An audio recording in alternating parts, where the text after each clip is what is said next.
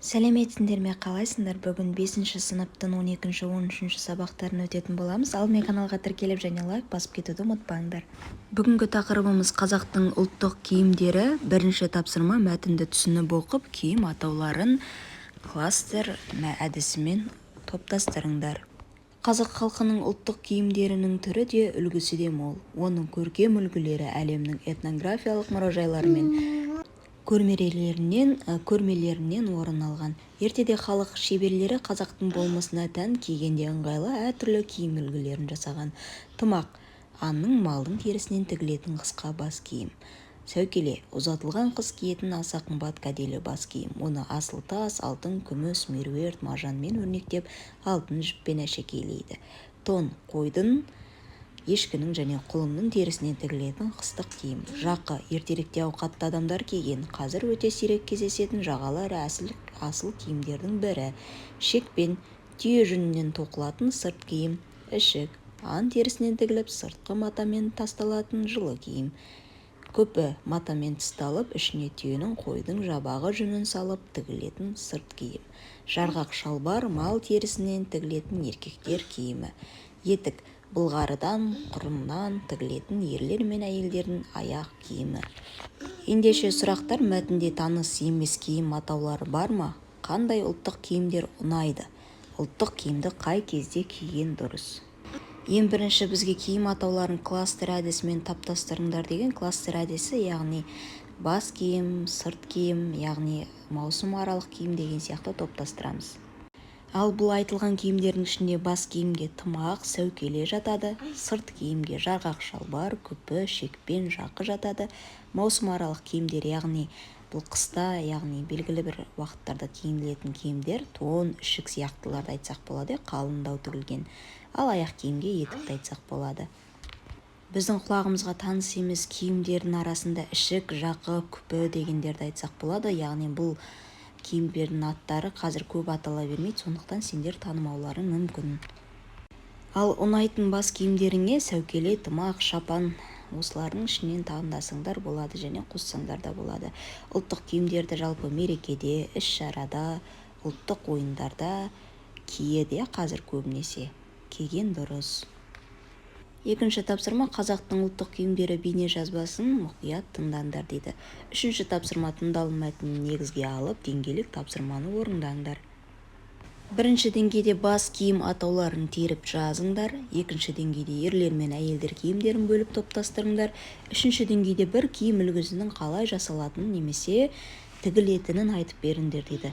Яғни бұл мәтін бойынша бізде бас киім атаулары жаңағыдай жазып кеткендегідей бізде бас киімдерге тымақ, сәукеле, тақия деген сияқты айтсақ болады. Бірақ мәтін бойынша тымақ пен сәукеле ғана бізде.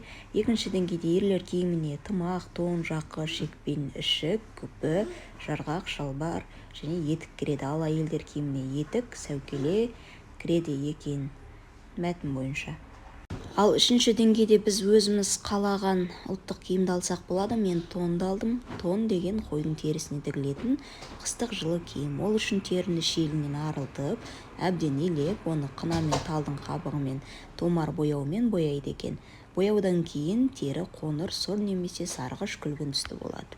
Осы теріден жүні ішіне қаратылып тон тігіледі. Жағасына кейде жен, аузына сеңсең, елтірі немесе бағалы аң терілері салынады екен.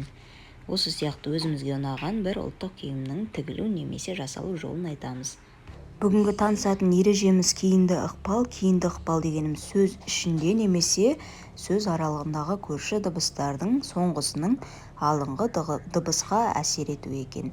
Яғни мысалы жасса деген сөзде с әрпі алыңғы буындағы з әрпін с әрпіне айналдырып жіберіп жатыр, әсер етіп. Оражан деген сөзде де ж әрпі, яғни з әрпін ж-ға айналдырып жіберіп жатыр. Сенбе, б әрпі, яғни алғашқы буынның соңғы әрпін м-ға айналдырып жіберіп жатыр.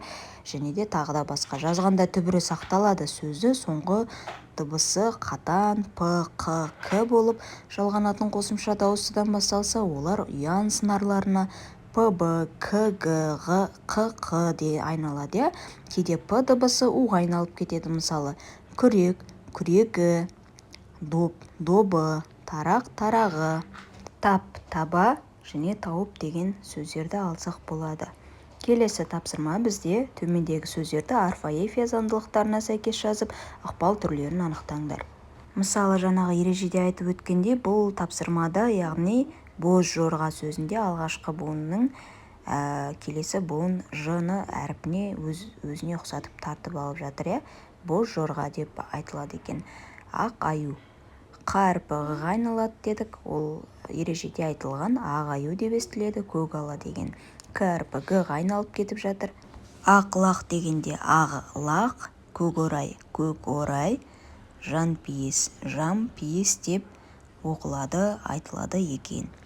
Яғни ережеде айтылғандай, қатан дауыссыздар ұян дауыссыздарға айналып кетіп жатыр екен. Келесі тапсырма. Сұрақтарға жауап беріп, сұхбат құрыңдар дейді. Суреттегі киімдердің атауларын білесің бе дейді. Заманауи киімдер мен ұлттық киімдердің қандай айырмашылықтар мен ұқсастықтары бар? Киім атауларының өздерін білетін тілдерге аударып көріңдер. Негізінен ұлттық киімдердің өзіндік атауы болғандықтан олар көбінесе сол қалпында атауы қай тілде болмасын сол қалпында жүреді. Тек орыс тілінде ғана мысалы шапан деген чапан деген сияқты өзгерістерге ұшырайды екен. Ал заманауи киімдер мен ұлттық киімдердің айырмашылықтары, ол ұлттық киімдерде арнайы ұлттық ою өрнектерінің болуы, және де ұлттық киімдер, яғни қазіргі киімдерге қарағанда олар көбінесе былғарыдан, аңның терісінен, сол сияқты бағалы, шынайы, ұзаққа шыдайтын аңдардың, жануарлардың терілері, бөрілері арқылы тігілген болғандықтан олар сол қалпымен, сол түсімен ерекшеленеді екен. Және киім үлгісі де сол заманға сай тігілген екен. Бұл суреттен біз алғашқы, яғни әйелдерге арналған шапанды, тымақ, кимешек, қамзол, бөрік, сәукеле, тақия және де тон болмаса ішік деп айтамыз. Ерлерге арналған қыстық киімді көрсек болады екен. Келесі тапсырма. Дыбыс үндестігіне сақтай отырып, көп нүктенің орнына тиісті жалғауларды жазыңдар. Кейінді ықпалды көрсетіңдер. Бұл жердегі кейінді ықпал жүретін сөздер, яғни арнайы жақшаның ішінде к, қ және де көйлек дегенде, тымақ дегенде көрсетілген, жақшаның ішінде көрсетілген сөздерде орын алады. Бірінші жауаптарын айтып шығайық. Сәукеле қалыңдықтың бас киімі, атамның ішігі аң терісінен тігілген, қазақтың шапаны әдемі, менің байпағым киізден тігілген. Мысалы, осы жерде байпақ деген сөз байпағым деп айтылған жағдайда қ әрпі ғ әрпіне айналып кетіп жатыр. Әжемнің мәсісі былғарыдан тігілген, сіздің камзолыңыз қызыл, көйлегіңіз ақ. Көйлек деген сөзде к әрпі г әрпіне айналып кетіп жатыр. Біздің тымағымыз басымызды суықтан қорғайды. Тымақ деп тұрған жердегі қ әрпі ғ әрпіне айналып кетіп жатыр. Яғни кейінді ықпал орын алып тұр. Қатан дауыссыздар ұян дауыссыздарға айналып кетіп жатыр. Соңғы тапсырма. Ұлттық киімдердің бай мәдени мұра екені туралы өзіндік қорытындыны түсіндірмесімен жазыңдар дейді. Қорытындылай келгенде, яғни біздің ұлттық киімдеріміз ол біздің қазақтың бай асыл мұрасы екен. Неге? Себебі әр ұлттың өзіне тән ұлттық киімі көрінісі болады. Ал ұлттық киім халықтың айнасы, қазақилықтың бейнесі болады екен. Осымен бүгінгі сабағымыз аяқталды. Назарларыңа көп рахмет. Сау болыңдар.